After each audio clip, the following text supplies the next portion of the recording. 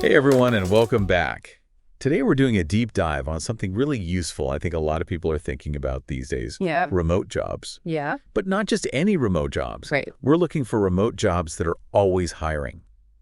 The good ones. Yeah. The ones you can always count on. You know, if you're looking for a side hustle, maybe you want to change careers entirely. Yep. So the source we're looking at today is a YouTube video by Shane Hummus.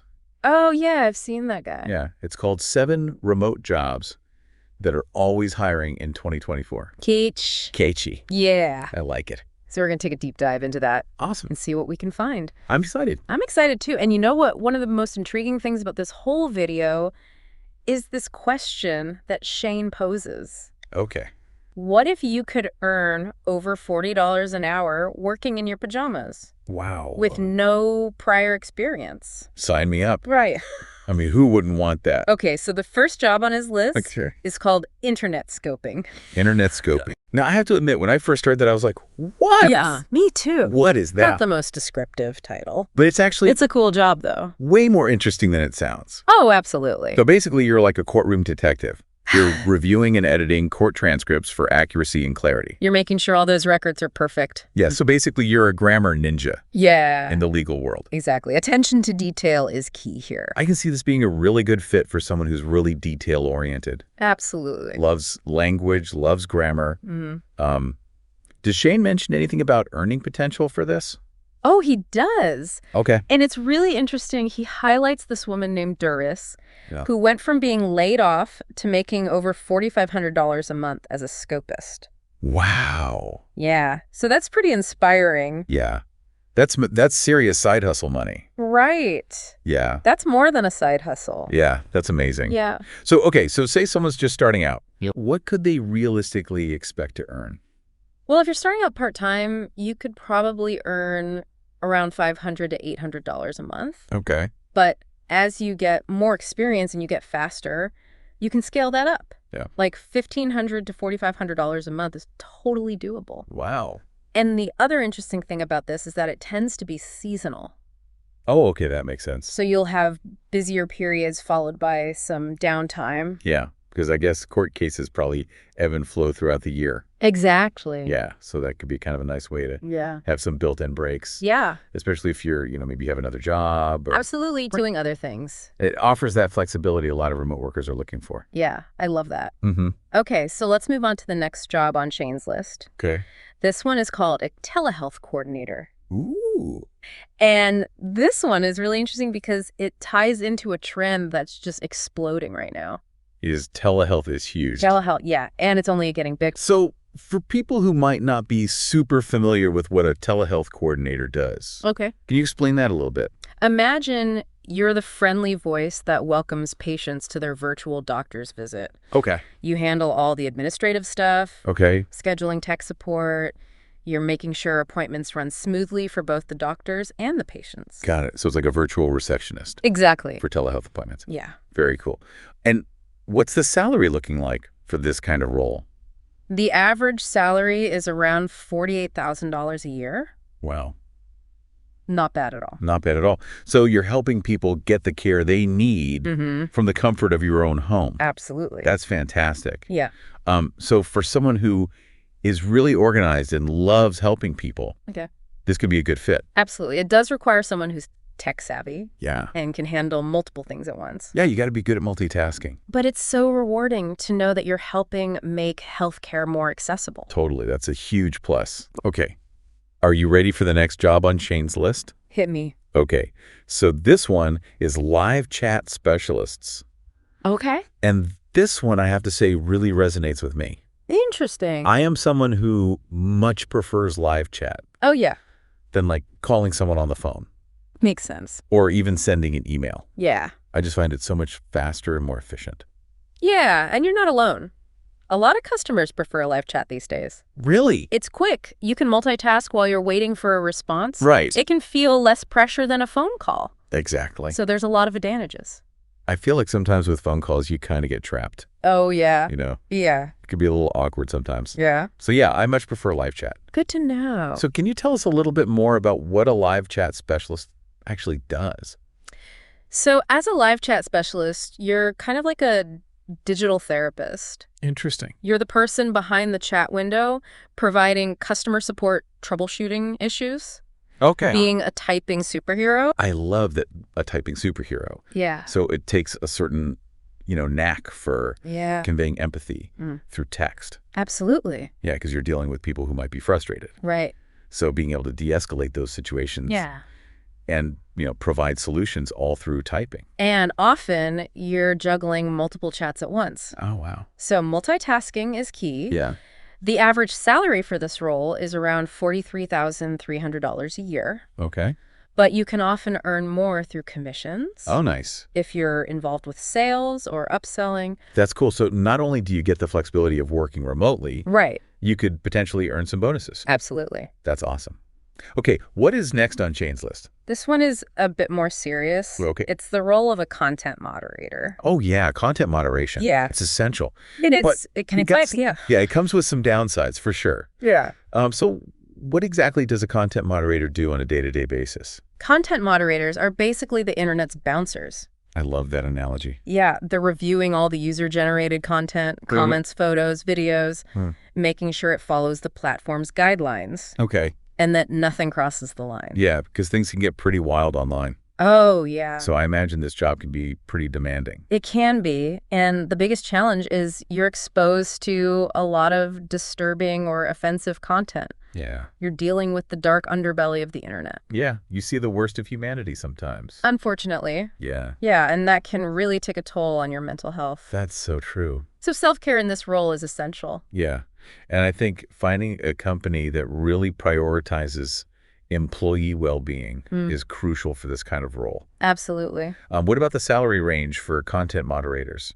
The average salary is around $42,000 a year. Okay. But it's important to note there's a lot of scrutiny on your decisions. You're constantly making judgment calls, and there's not always a clear right answer. Right, right. So that can be tough. Yeah, it's a lot of pressure. It is. Okay, so content moderation, vital, but definitely something to consider carefully. Mm-hmm. Okay, what's the next job on Shane's list? So this one is a bit more technical. Okay. He talks about business system admins Okay. as a field with a lot of potential Okay. for people who like working behind the scenes to keep things running smoothly. I'm intrigued, but I'm not totally sure I understand what a business system admin does. Okay, well, they manage and maintain all the software systems that are essential for a business to function. Okay. So think email servers, databases, customer relationship management systems. Okay, so they're like the IT wizards. Yeah. To make sure all the technology is working. Exactly. I can see how that would be in super high demand. It is, and it's only going to increase. Yeah, especially with businesses becoming, Yeah. more and more reliant on technology. Absolutely. And Shane mentions this role could be a great option for a long-term career, Oh, interesting. unlike some of the other more entry-level jobs that we've discussed. Yeah, that makes sense. Yeah, so if you like problem solving and you enjoy working with technology, this could be a good path for you. Yeah, and it sounds pretty stable too. It is, and the average salary is around $97,000 a year. Wow, that's pretty impressive. Yeah. But I'm guessing there's a catch. Well, you have to be a continuous learner. Okay. Technology is always changing, so you got to stay updated. Yeah, that makes sense. So if you don't like learning new things, this might not be the job for you. Right, constantly learning. Yeah. Yeah, So a love of learning is key. absolutely. Okay, what's next? This one is for a specific company. Okay. He highlights the Apple Home Care Specialist role. Ooh, Apple. Yeah. I'm already interested. And what's interesting about this one is he mentions how much people love working in this position. Okay. They have great reviews. Oh, wow. So what exactly does an Apple home care specialist do?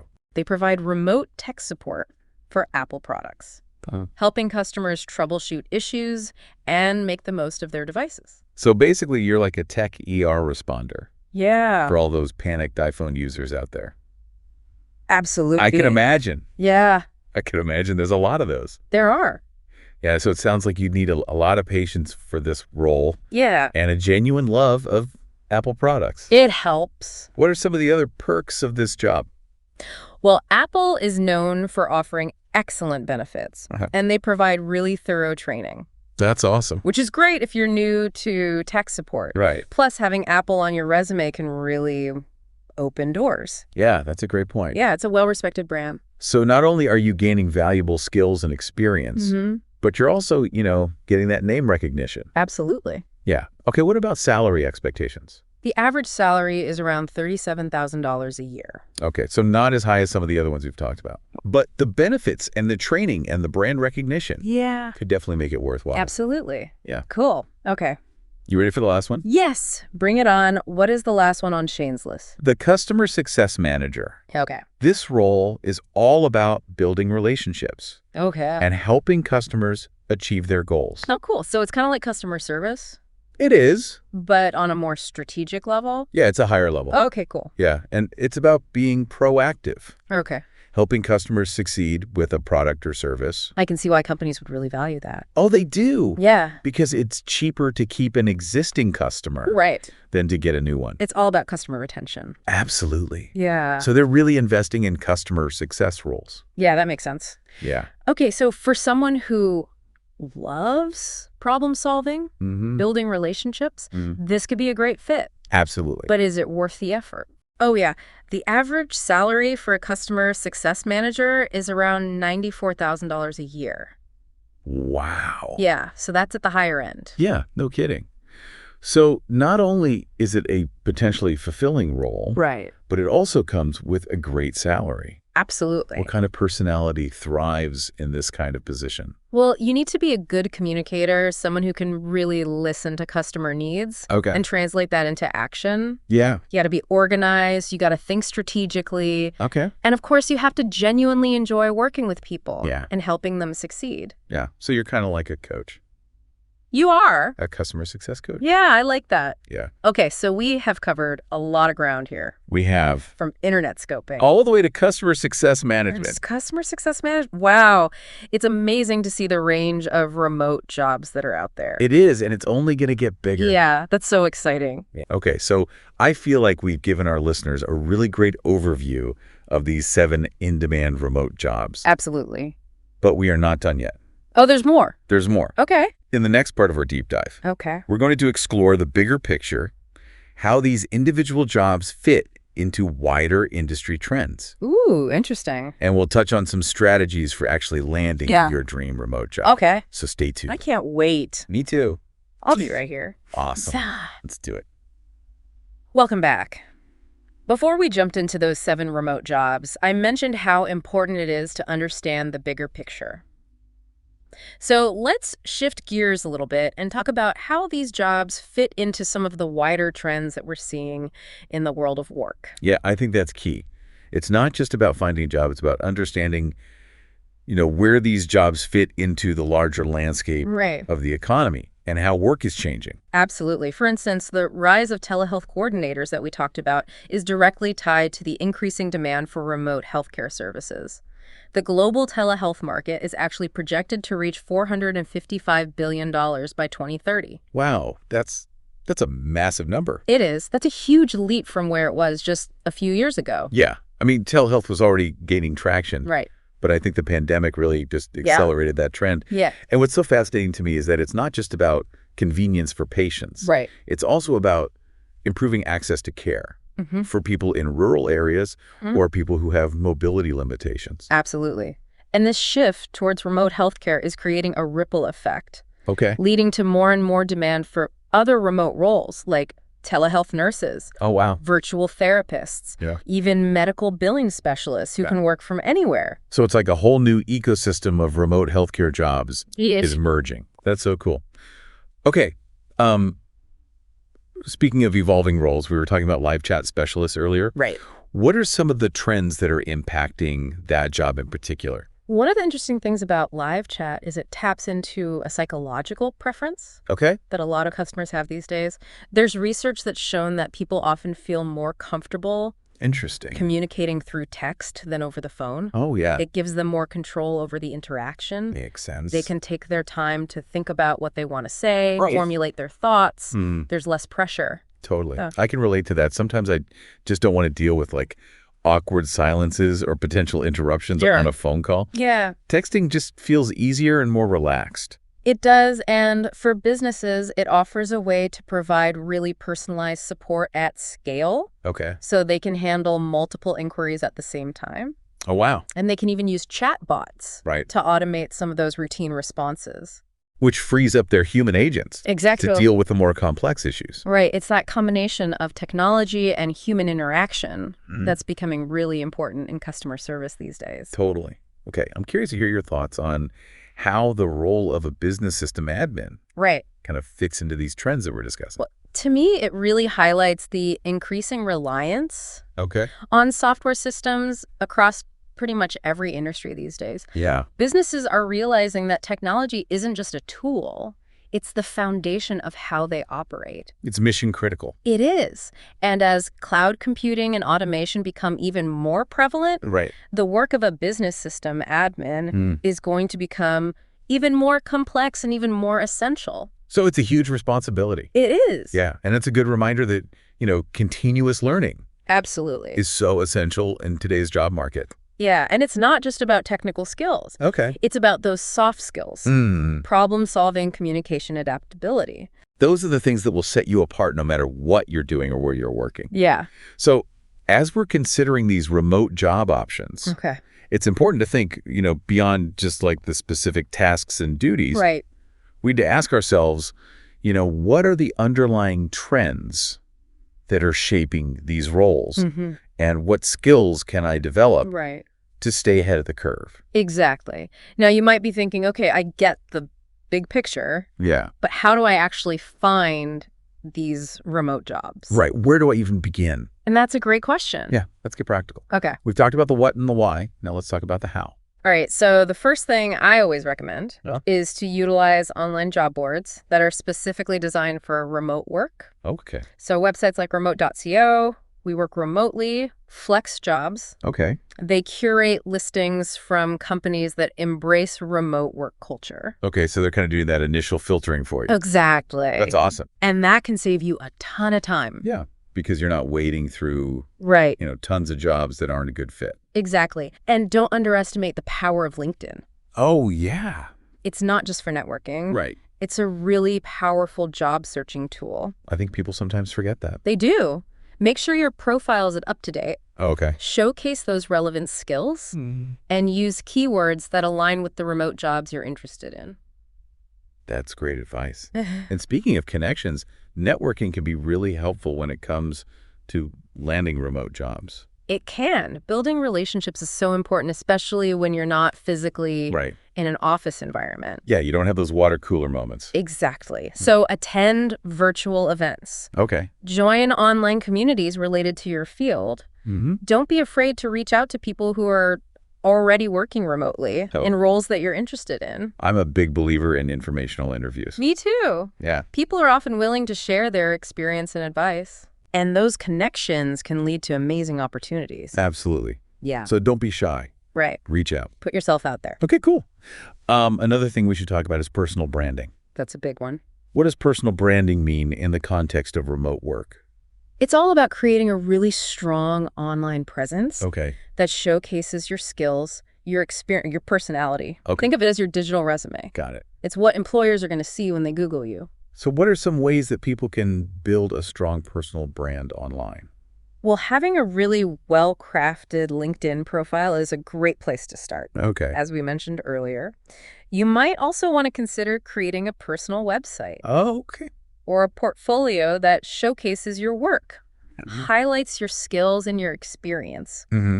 If you're in a creative field, platforms like Behance or Dribbble can be great for that. And don't underestimate the power of blogging. Oh, yeah. Or creating content related to your industry. So it's all about putting yourself out there and letting your expertise shine. Exactly. Okay, so once you've got that personal brand polished up, what are some key things to focus on when you're actually applying for remote jobs? So first and foremost, personalize those applications. Don't just send out generic resumes and cover letters.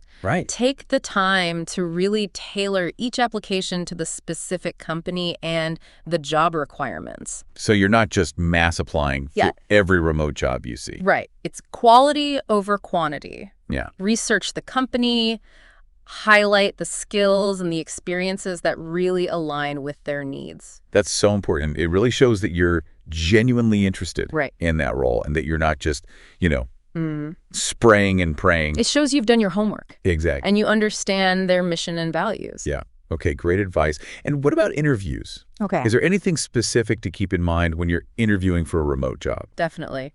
So first of all, make sure you have a reliable internet connection. That seems obvious. Yeah.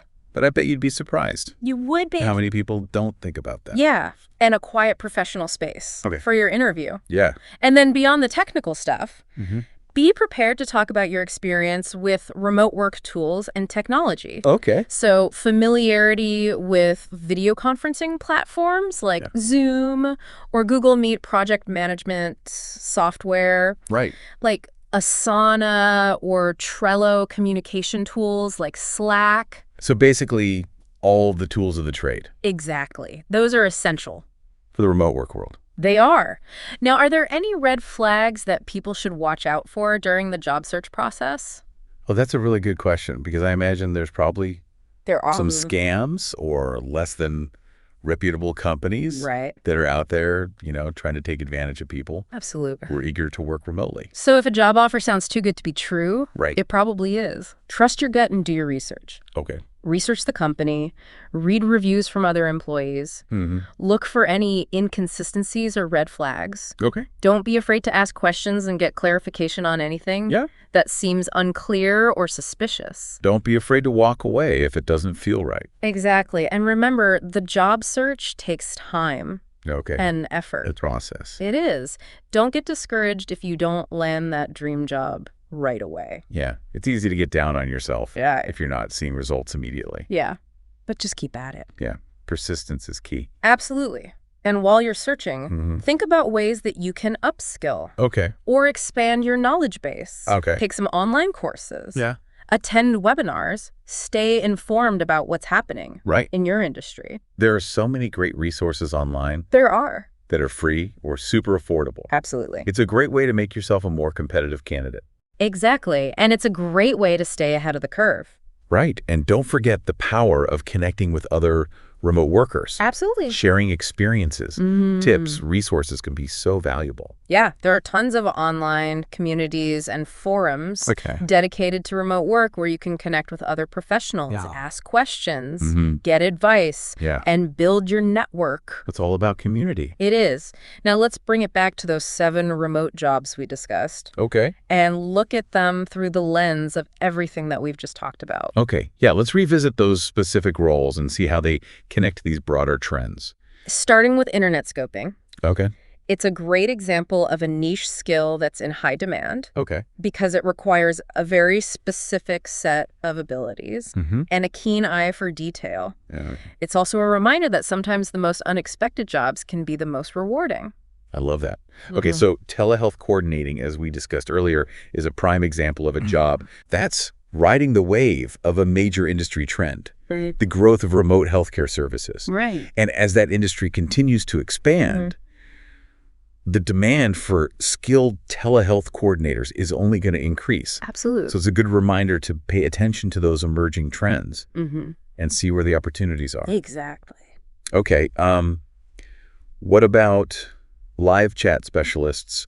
What trends are shaping that role? Well, as we've been talking about, live chat is becoming the preferred way to communicate for a lot of customers. And that's only going to intensify as technology gets better and people become more comfortable with digital interactions. Right. So if you enjoy helping people and you have a knack for communication, this could be a great field to explore. And requires a really unique set of skills. Right. That ability to build rapport and provide support through text. Right. It's a great example of how those traditional skills are being adapted to this digital world. Absolutely. Now, content moderation is a role that often gets overlooked. Yeah. But it's so essential in today's digital landscape. It's a tough job, but it plays a crucial role in keeping online spaces safe and respectful. And it's a reminder that, not all remote jobs are glamorous or easy. Absolutely. Some of them require, a lot of emotional resilience. Right. A strong ethical compass. Exactly. And then we have business system administration. Yes. A field that is seeing so much growth due to that increasing reliance on technology. Right. If you have that knack for problem solving, a love of learning, this could be a great path to explore. Especially with that impressive earning potential. Absolutely. It's a good reminder that remote work doesn't have to mean sacrificing earning power. Exactly. Now, the Apple Home Care Specialist role Yes. shows us the value of specialized expertise and brand recognition. Yeah. If you have a passion for Apple products, a knack for troubleshooting those technical issues, this could be a really great way to combine those interests with a stable and rewarding career. It's a good example of how some remote jobs can offer opportunities to work for companies that you admire or whose values align with your own. Exactly. And finally, customer success management. Yes. It's all about building relationships, exceeding customer expectations, and driving business growth. It's a great example of how that traditional role of customer service is evolving to become more strategic and more proactive. Absolutely. And those strong communication and problem-solving skills are so valuable in the remote work world. They are. So as you can see, each of these jobs has its own unique set of challenges and rewards. Yeah. And they all represent different parts of this ever-evolving world of remote work.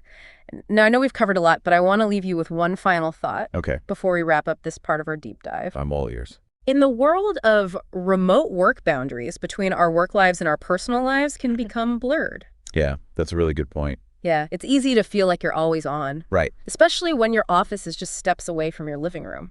That's so true. How can remote workers kind of navigate those challenges and create that healthy balance? It's all about setting clear boundaries, prioritizing self-care, and creating a dedicated workspace that allows for focus and productivity. Yeah, it's so easy to get caught up in the hustle and forget to take care of ourselves. Absolutely. And remember, remote work isn't a one-size-fits-all solution. Right. It's about finding what works best for you. Okay. Some people thrive in a fully remote environment, while others prefer a hybrid model. Yeah, I love that. So it's about finding what works best for you. Customizing your work life to fit your needs. Exactly. And as technology continues to evolve, the possibilities for remote work are just going to keep expanding. It's a really exciting time to be exploring these options. It is. Shaping the future of work. Absolutely. I encourage you to embrace the journey, stay curious, and never stop learning. That's a great note to end on.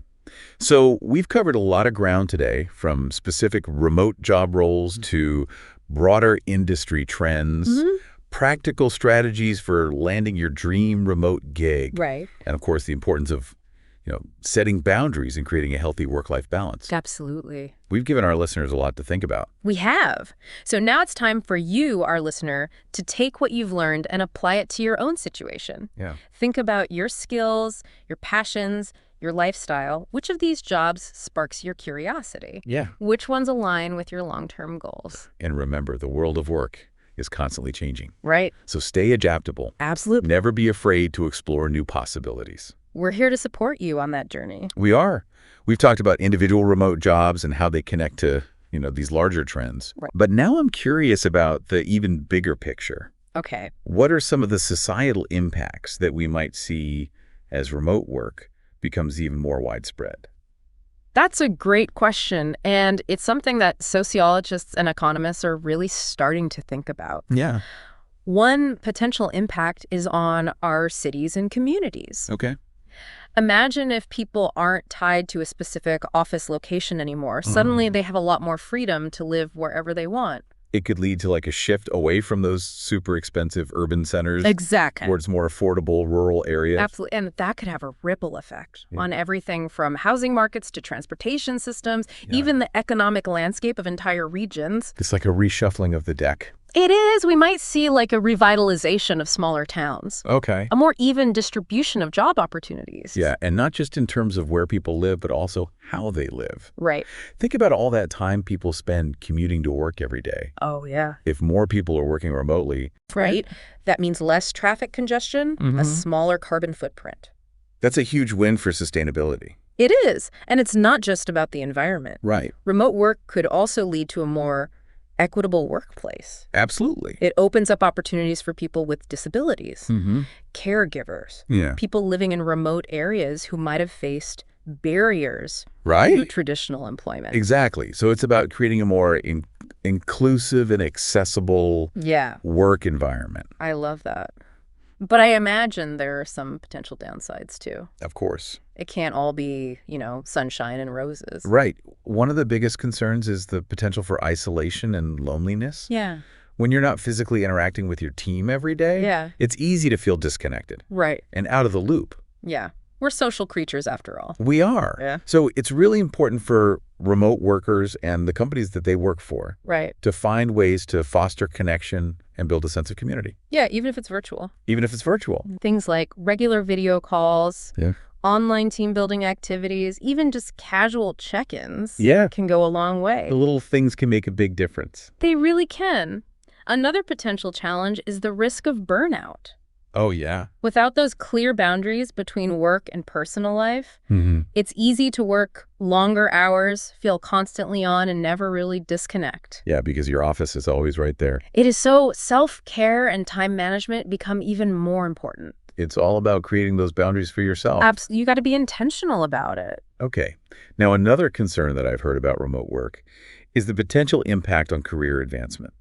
Okay. Some people worry that, if they're not physically present in the office, they might be overlooked for promotions or opportunities for growth. Yeah, that's a valid concern, and it highlights the need for companies to really adapt their policies and create systems to make sure that remote workers are treated fairly and have equal access to opportunities for growth. And for remote workers, it's even more important to be proactive, communicate effectively with their managers, and make sure that they're showcasing their contributions.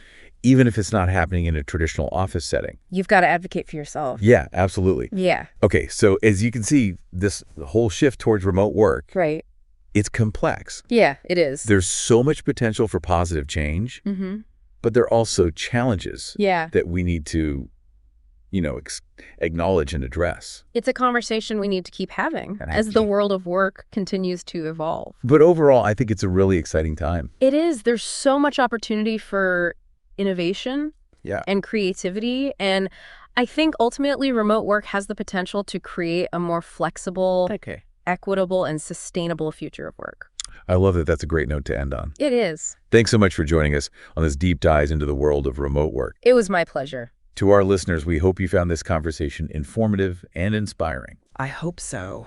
Remember, the world of work is constantly changing. It is. So stay curious, embrace new possibilities, and never stop learning. The learning never ends. Until next time, keep exploring